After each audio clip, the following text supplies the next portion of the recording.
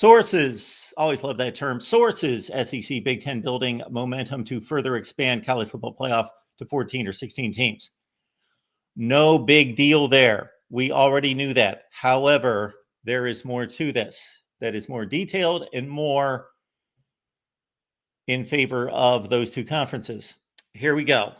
Last spring, during intense and at times heated negotiations over the future of the college football playoff, leaders of the Big Ten and the SEC threatened to create their own postseason system, which might be successful, but would be foolish in the long run and would be detrimental. That's a kind word. It would be damaging, horrific to the college football landscape if they were not granted a majority of CFP revenue and full authority of the playoff format, which I believe the numbers break down to, they're on the tip of my tongue, something like 32% Big Ten, SEC, 12 or 13% ACC and Big 12.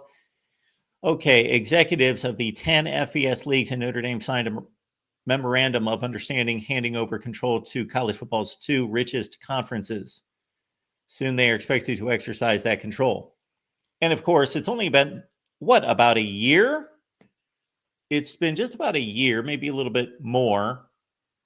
I think we're pretty much in the same spot in the offseason when the Big Ten and the SEC announced their committee that they put together to help college football, to aid and protect the sanctity of the game and the sport. Within the SEC and the Big Ten, momentum is building to further expand the playoffs, assign multiple automatic qualifiers per league, their leagues, as many as 4 each for themselves, finalizing a scheduling arrangement together that may fetch millions in additional revenue from TV partners. So the two big things there are the automatic qualifiers per league. We already have that, but that are going to be protected for the SEC and the Big Ten. Do not agree with that. Scheduling arrangement together. The more games between these two conferences, the better, not necessarily for fairness, not necessarily for equity, or to produce what I have been working on. You've seen some of the recent videos with Michigan, with Oklahoma and Texas, scheduling equity. That's where I would like to be, but I'm about the competition on the field, not the money. I'm not impacted by the money that's made. So I want to see a fair sport. So I am striving toward scheduling equity. They're looking at dollar signs.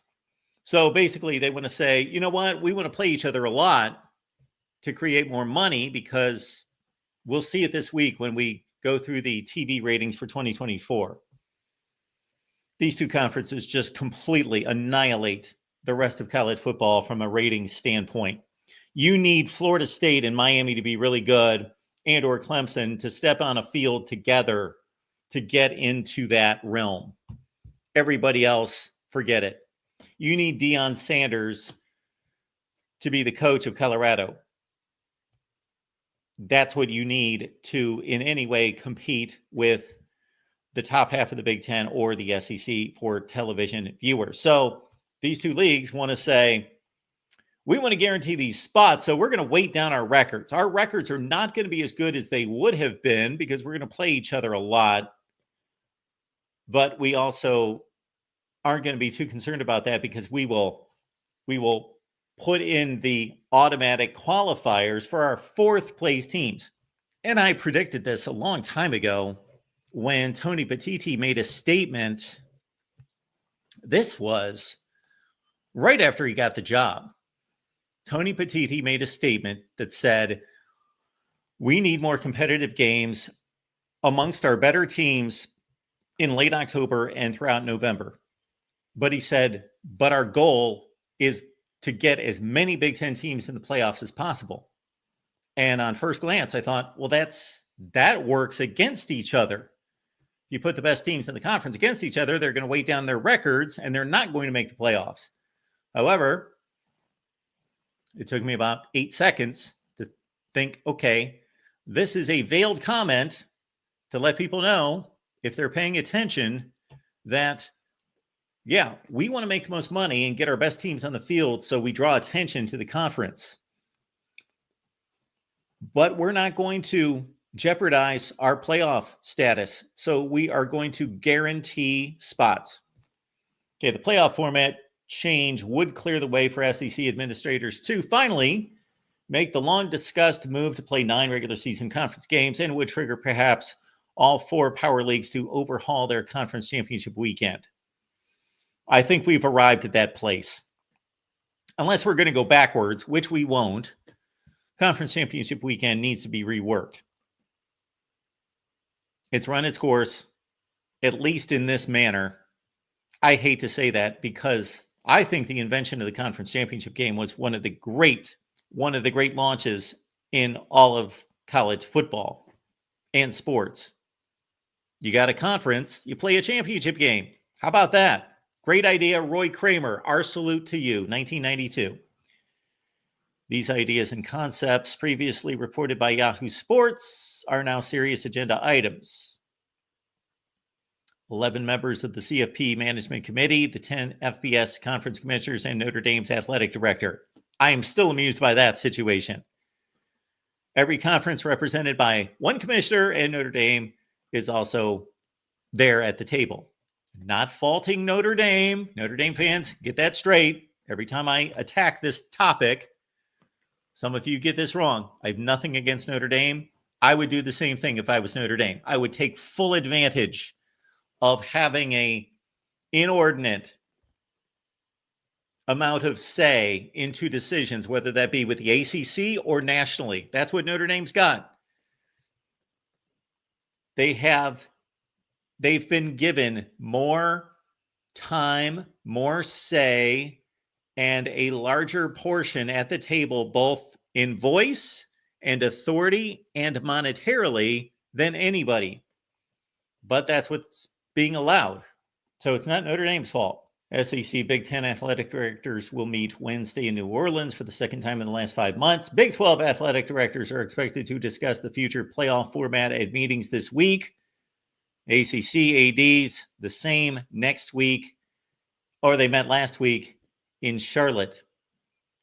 The difference between the SEC and the Big Ten ADs meeting and the Big 12 and the ACC athletic directors meeting and their presidents and their so forth meeting is 2 of those groups have power and the other 2 groups do not.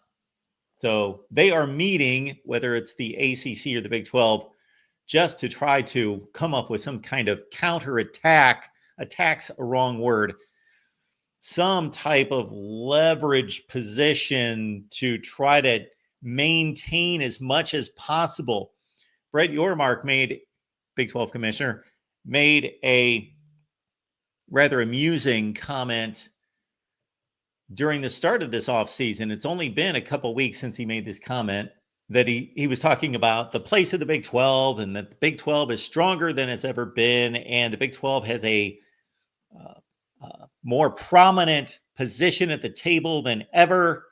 And that the sport has never been as equitable or balanced as it is now. The power structure of the sport has never been as equitable and balanced. Who is he fooling? What does he think he's getting away with by saying that? I know he's got to be a salesman, and I know he's got to better the position of the Big 12. And if he can't better the position of the Big 12, he at least has to give that perception. But that's just a ridiculous statement. The CFP Management Committee is scheduled to meet in Dallas February 25th. That's next Tuesday, where the SEC and the Big Ten could present ideas for a future format. Okay, so Ross Dellinger, again, is the writer of this article, and he states here this could be the possible proposal. According to most who have viewed the memorandum of understanding from last spring, the SEC and the Big Ten hold sole discretion on the future CFP format starting in 26. The beginning of the CFP's new 6-year television agreement with ESPN that runs through the 2031 playoff.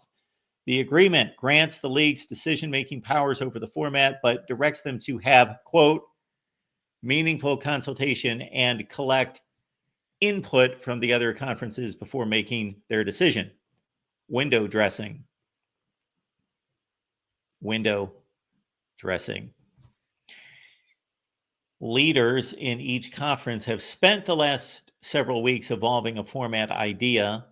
multiple automatic qualifiers per league into a more realistic proposal.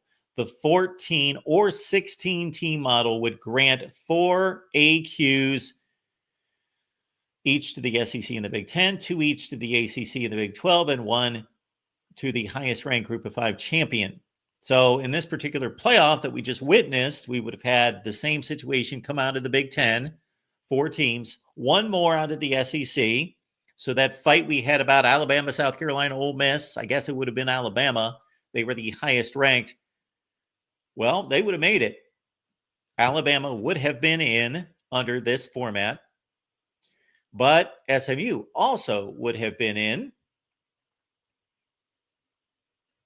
And then we would have had the Big 12 championship game loser, Iowa State. They would have been in. And then Notre Dame and the highest ranked Group of 5 champion for the 14. It includes 1 or 3 at-large spots, one of those intended for Notre Dame if it finishes ranked inside the top 14, a guarantee specifically designated for the Irish that is part of the CFP memorandum. Make them join a conference.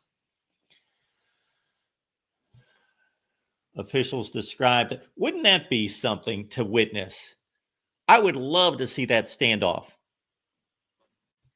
Greg Sankey, Tony Petitti. However, the issue there would be probably, or possibly, I'll say possibly a hang up there would be if Greg Sankey and Tony Petitti want Notre Dame to join a conference, and maybe they don't care as long as the finances are to their contentment. Maybe they don't care. Maybe a lot of us care that care about the sport. We care, but they don't care. As long as, again, the finances are in line with what they're seeking. But I guess the sticking point would be, what conference do they join? Well, it seems rather fitting that they would join the Big Ten from a football standpoint. Of course, they're aligned with and a member of the ACC otherwise. And so maybe the SEC has no interest in forcing Notre Dame into a conference because they would only be bolstering the Big Ten. All right, officials describe the 14-team format as the 4-4-2-2-1-1 model, in which the top 2 seeds receive first-round byes. 2 teams from the SEC and the Big Ten. There would be no byes in a 16-team structure. In either, the CFP Selection Committee's role is greatly diminished. The committee, its future, as the memorandum stipulates, also controlled by the SEC and the Big Ten, would presumably seed 1 through 14. So, get this, the committee, as the memorandum stipulates, also controlled by the SEC and the Big Ten, would presumably seed 1 through 14 or 16 based directly on its top 25 rankings. So the committee right now, and no chuckling out there, is supposed to be somewhat independent of the leagues, the conferences, the television networks, and standing on their own 2 feet, or 2 times 13, they're 26 feet, to decide these are the 12 teams and this is our seedings, our rankings. Our rankings, therefore the seedings. 2 different things.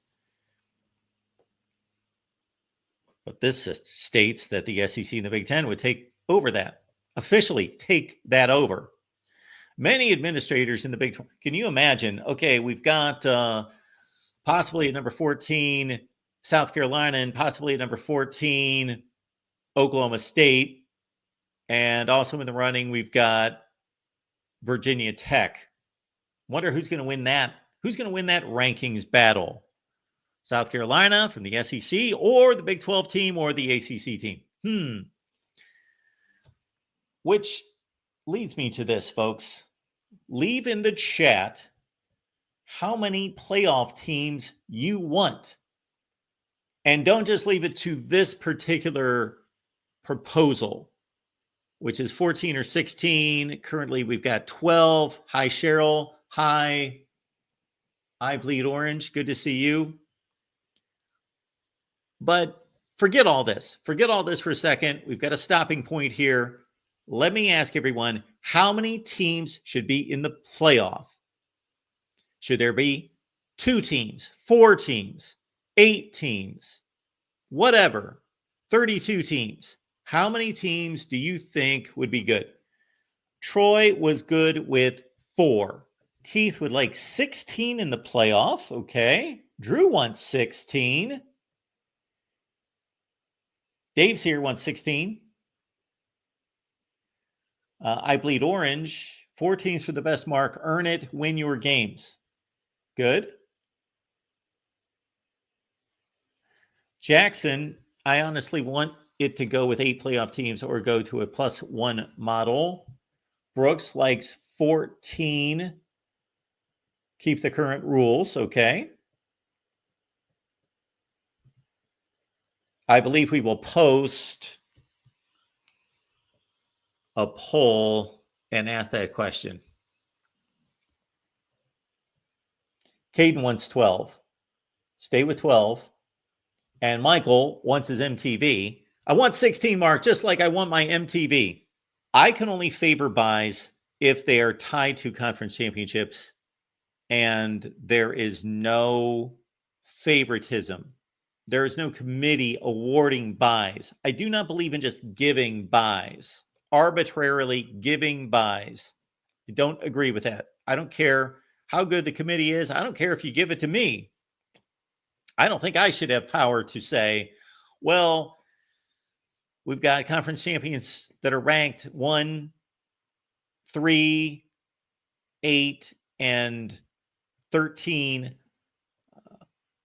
But we're going to rank these other teams ahead of them and give them buys. I don't like that. I want to stay as objective as possible. I want to take the subjectivity out of it as much as possible. How does everyone else feel? Many administrators in the Big 12 and the ACC are not in support of a format with so many automatic qualifiers designated for the SEC and the Big 10. Captain Obvious. And many of them have at least subtly taken aim at the format over the last several months. Earlier this week, ACC Commissioner Jim Phillips, who appears to be winning quite the war ultimately with Clemson and Florida State to keep them in the ACC and actually keep the ACC, which many people had dug an early grave for, told Yahoo Sports the ACC has not cemented a position on the format, but there needs to be fairness and access to the championship. It needs to be a true championship, not artificial and not an invitational. It is an invitational. This past year, we had a 12-team playoff. We had 5 teams that, based on the format, they earned a spot. The other 7 were invited. Indiana was invited. Ohio State was invited. Penn State was invited, and so forth. It is an invitational, Jim. It always has been. It's actually less of an invitational now than it was before. There's my guy. Big 12 Commissioner Brett Yormark says his conference has been exploring predictive analysis on what different playoff models would mean for conference participation if applied in the recent history of the postseason. I'll be armed with data. I got your data, Brett. What do you need to know on what different playoff models would mean? Okay, that's all you have to do is take the various results of previous seasons and run them through the models. Group of 5 leaders are prepared to fight to potentially expand upon their 1 automatic access spot. Okay, no. Be happy. Be happy, group of 5. Be happy with your 1 spot. No more. Who would have been the second team from the group of 5? If we had a second AQ from the group of 5, who was that going to be this year? Was that going to be Army? UNLV? No, no, no, no, no. We don't need a second group of 5.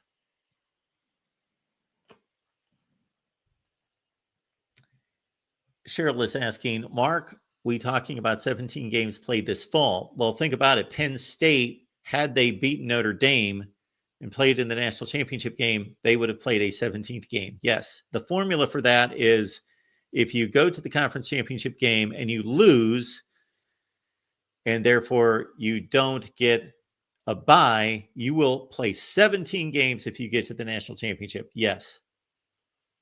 So there's a potential that 2 teams could have to play 17 games. It did not happen this year, but we came within a field goal of that happening. And yes, the real MVP,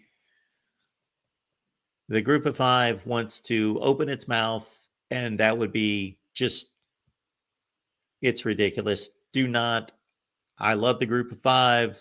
I respect the group of 5. Be happy you've got a spot. You did not have a spot in 2023. You have a spot in 2024. Do not push it. Our college football show is the college football show, Monday through Friday, 4 p.m. Eastern, right here. You could do us a big contribution by telling your friends, your family, any social media acquaintances that you have that we're talking college football. We are talking the big topics each and every day. It was going to be Big 12 TV ratings breakdown today, but we got hit with this. So we will back the Big 12 ratings breakdown to Tuesday, do the Big 12 on Tuesday. We got the ACC, then the SEC and the Big 10 on Friday. Those are TV ratings breakdowns. And all of you have responded to those in the past very well. So I enjoy doing those, but we're going to do them live. College football is stronger than ever. I don't know what that comment means. This is coming from American Athletic Conference Commissioner Tim Pernetti. If he is stating that college football makes more money than it ever has, he's correct. College football would be stronger if all we are basing that on is making the most money ever. Yes, you are correct, sir. Otherwise, you are incorrect. As the CFP evolves, we have a responsibility to student athletes, the integrity of the game, and our fans to build a future that includes expanded access for every conference. Why do we have that responsibility? It's an entertainment product. You could argue it's either an entertainment product or it's a competition. I would argue that it's both. It's an entertainment product. It's a television show, but it's also, of course, we are wanting to see the best teams on the field, and we got that last year. Does that mean that South Carolina wasn't better than Boise State or SMU? No, but we got generally the best teams in the country, at least the 9 or 10 best teams in the country, and the other ones were very close. So we got the entertainment value, and then we also got the competitive portion of that. You're missing it there, Pernetti. That's not what this is all about. We have a responsibility to student athletes, the integrity of the game. The integrity of the game, well, the integrity of the game has been partially shot already. And the responsibility to the student athletes is just to be fair and honest with them and do best to provide them with what they need to prepare for these games and train, and then to protect them as reasonably as possible in a collision sport. That's the responsibility to the student athletes, not to play more games and provide more access in conferences that don't belong.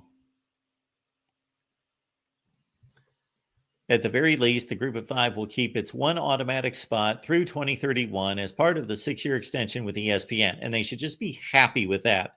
While the conferences agreed to cede decision-making powers on formats to the SEC and the Big Ten, there are certain agreed-upon guarantees of any future format. Number one, the automatic inclusion of the 5 highest ranked conference champions. Okay, that's pretty obvious.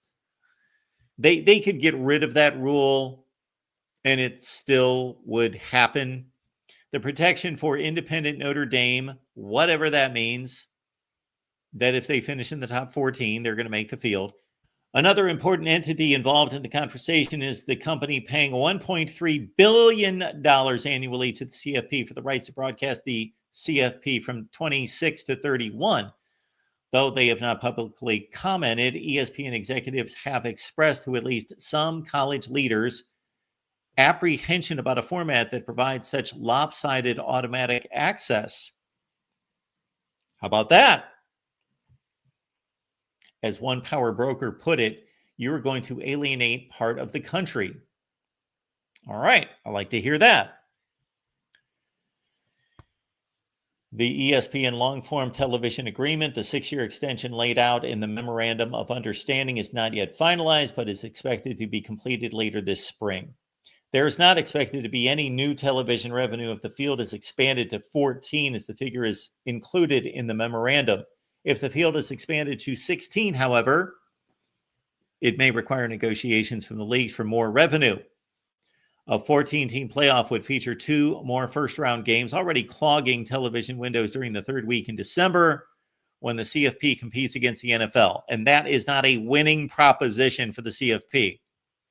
A 16-team bracket means an additional 4 more games, 8 first-round games instead of 4. Keep in mind that when the likes of Clemson and Texas and Penn State and SMU went up against regular season NFL games, they got trampled. Trampled. Now, also understand that they were on TBS or TNT. So that has something to do with it as well.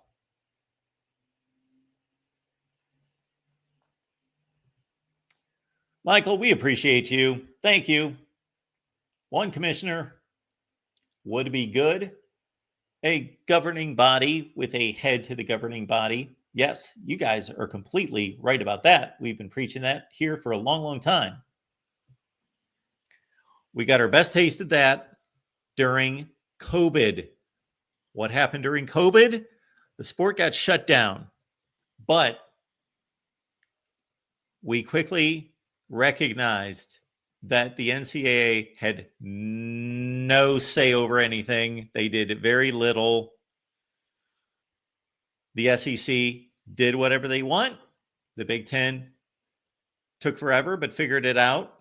They did what they wanted. The ACC, the Pac-12 basically just turned it into spring football. Each league acted autonomously.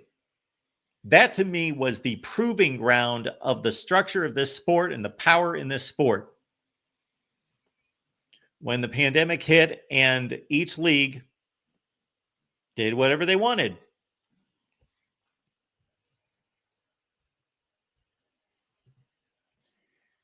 All right, data and revenue. The 14-team model, 4-4-2-2-1-1, aligns mostly with conference strength over the last 11 years of the CFP's existence, according to data compiled by Yahoo Sports. Aligns mostly with conference strength. Okay. Since 2014, that was the first year of the playoff, the SEC has had 52 teams ranked inside the top 14. So that's about 4.7 teams per year. The Big Ten has had 51. It's basically equal. The Big 12 is next at 23. Top 14 teams in the country. So these are the 14 that are going to make the playoffs, aside from the group of 5 that could be ranked outside the top 14 that would take a spot away from one of those top 14 teams. Number 14. SEC 52, Big 10 51, Big 12 23, ACC 20. So that is 103 to 43. The data considers conference realignment shifts, meaning Oklahoma is counted toward the SEC and USC for the Big Ten and Texas for the SEC, et cetera, just to underline that this is a projection for going forward. This is not to say that those conferences, the Big Ten and the SEC, were that much better during the 4-team college football playoff era, but it's not about what's happened in the past. It's about projecting toward the future. And so the 16 team over 11 football seasons would look like this. And this is based just on rankings. Or no, this is based on the 4 automatic qualifiers. So you could have a season in which, let's say we got a 14-team playoff. And that means that the top 13 teams in the country will make the playoff because the other one could be a group of 5 team that's ranked 19th in the country. So the top 13 are going to make the playoff. And let's say under this format, the Big Ten gets 4 and the SEC gets 4. Let's say the Big Ten teams are ranked 3, 8, 11, and 17. That number 17 team in the country is going to get elevated into the playoff. I don't care for this. CFP executives used similar data points to establish the playoff's new revenue distribution model that was agreed upon last spring. Those are the numbers I was looking for. I was off by about 1 or 2%. As part of that memorandum of understanding, the SEC and the Big Ten each received 29%. The ACC 17%. The Big 12 receives 14.7%. Those figures are slightly different than what was reported initially, because the ACC and the Big 12 numbers were the same. And that 2.4% certainly does not offset having one more team. So I don't know how they came to that. I don't know if they came to that understanding based on TV ratings.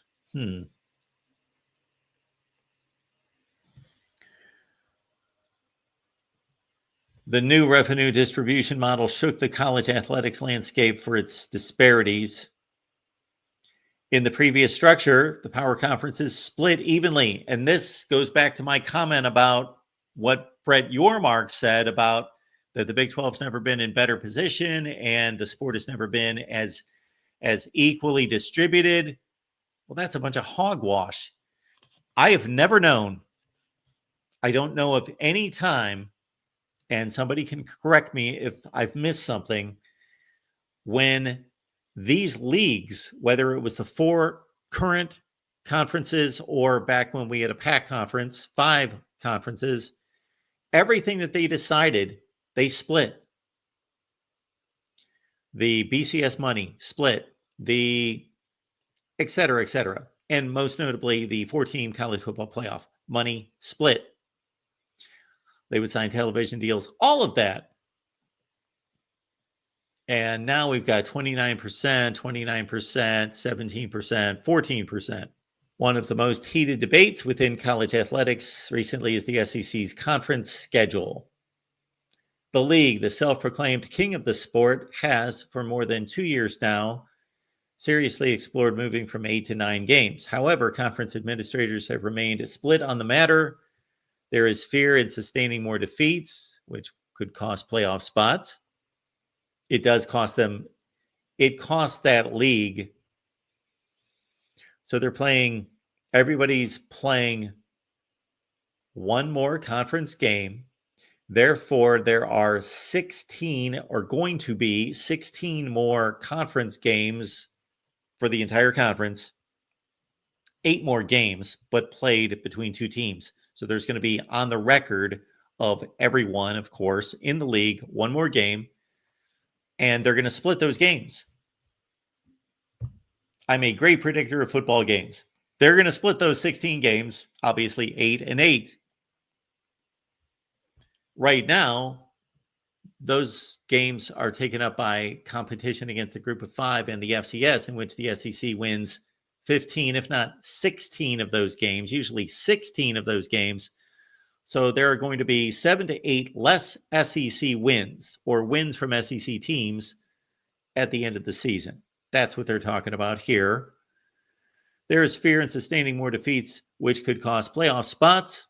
Administrators also are requesting more revenue from ESPN, perhaps as much as or more than $5 million a school annually to play an extra league game.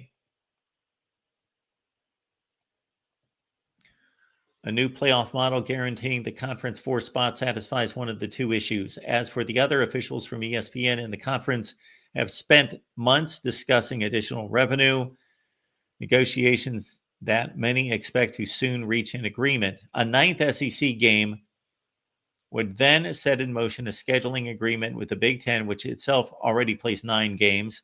The scheduling agreement, though still in the discussion stages, would pit SEC and Big Ten teams against one another in annual games to be sold as a separate television package. Think about it like steps to a recipe that in the end will supply the two conferences with millions more in revenue at a time when college sports moves into direct revenue sharing with athletes. There is a fourth step, remake conference championship weekend.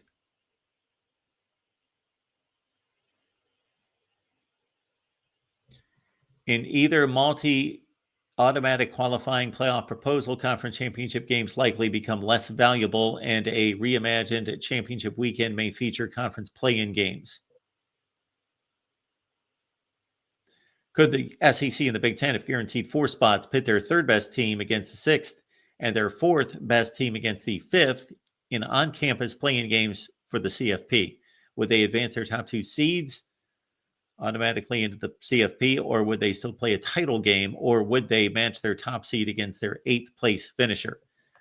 I think all of that is fascinating. I would protect the champion of the regular season, and these 3, 6, 4, 5 matchups on the final weekend, which you don't know who's going to play each other until the previous weekend's games are over. Stellar.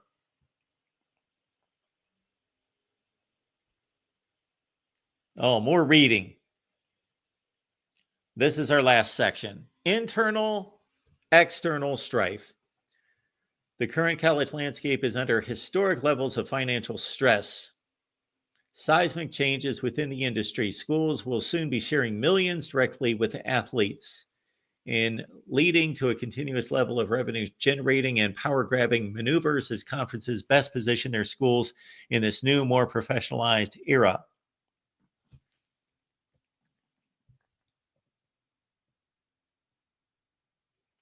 All the conferences proposed a governance model that expands their autonomous legislation powers within the NCAA and also grants them decision-making powers in postseason NCAA championships. At some point this offseason, because this is going to take some thought, we will have to tear into this all the way down to the groundwork and build it up, because we can't just say 14 works the best. Let's go that. We have to think about scheduling. We have to think about the conference championships and how to make those either viable or work around them, get rid of them. All of that's going to be taken into consideration.